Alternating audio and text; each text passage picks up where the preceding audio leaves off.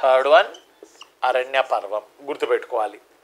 ఇక మరి మీ అందరికీ తెలుసు, పాండవులు అరణ్యవాసంలో ఉన్నప్పుడు ఈ అరణ్యానికి వెళ్ళారు కదా. మరి 11 ఏళ్ళు అరణ్యవాసం, 1 ఏడు అజ్ఞాతవాసం, 2 కలిపి 12 వత్సరాలు కదా. 12 సంవత్సరాల అరణ్యవాసం వల్ల రాజ్యంలో లేని రాజు కానీ పౌరుడు కానీ పౌరసత్వాన్ని కోల్పోతాడు.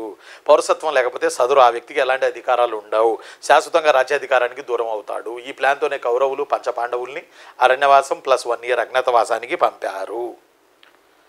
మరి అరణ్యవాసానికి వెళ్ళి అడవుల్లో ఆకులు అలమలు తినుకుంటూ పాపం పంచపాండవులు బతుకుతున్నటువంటి వేళ అరణ్య పర్వం మొదలవుతుంది.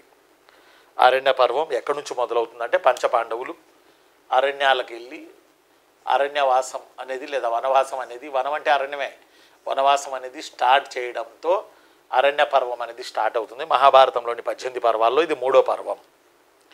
మహాభారతంలోని 18 పర్వాల్లో ఇది 3వ పర్వం. దయచేసి గమనించండి. నేను మీ హిస్టరీ రఫీ సార్ని, కేజీహెచ్ అకాడమీ గొడుగు కింద.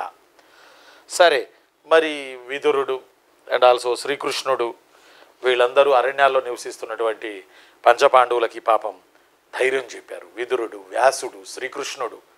విదురుడు, వ్యాసుడు, శ్రీకృష్ణుడు అరణ్యవాసంలో ఉన్న పాండవులకి ధైర్యం చెప్పారు.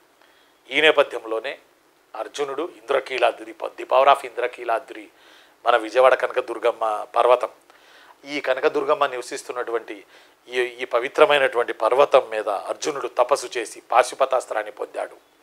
ఈ సమయంలోనే గాంధీవం పొందాడు ఇంతకుముందు, ఇప్పుడు పాశుపతాస్త్రం పొందాడు.